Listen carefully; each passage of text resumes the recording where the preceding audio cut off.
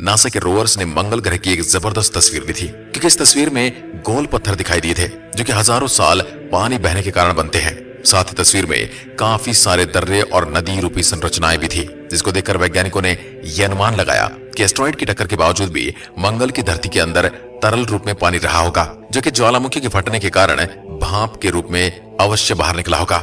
आपको यह भी पता होना चाहिए कि मंगल ग्रह पर अनगिनत ज्वालामुखी है। एवरेस्ट की चोटी से 3 गुना ऊंचा मंगल का ओलंपस पर्वत भी असल में एक ज्वालामुखी ही है।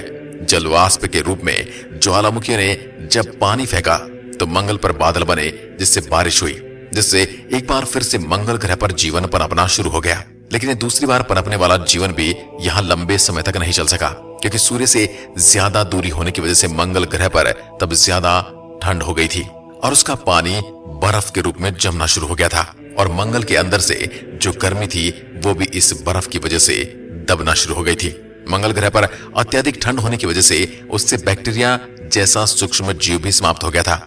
दूसरी तरफ तभी पृथ्वी पर तापमान अब सही होने लगा था और चंद्रमा के गुरुत्वाकर्षण ने पृथ्वी को तब एक बेहतरीन स्थिरता प्रदान की, जबकि ऐसी स्थिरता मंगल ग्रह पर नहीं थी, क्योंकि उसके दोनों उपग्रह बेहद छोटे हैं और उनका गुरुत्वाकर्षण बल मंगल ग्रह को एक दूरी पर बांधने लायक नहीं है, जबकि हमारा चंद्रमा काफी बड़ा है और उसका गुरुत्वाकर्षण बल हमेशा पृथ्वी को एक तरफ झुका कर रखता है, जिसकी वजह से यहाँ सर्दी, गर्मी और बारिश वाले मौसम बन पाते हैं। पृथ्वी पर जीवन केवल मंगल ग्रह की तरह बैक्टीरिया में नहीं पनपा, बल्कि यहाँ पर समुद्रों में कई तरह के जीव विकसित होने लगे। लेकिन जब पृथ्वी के पास ओजोन परत नहीं थी, तब कोई भी जीव समुद्र से बाहर नहीं निकल सकता था।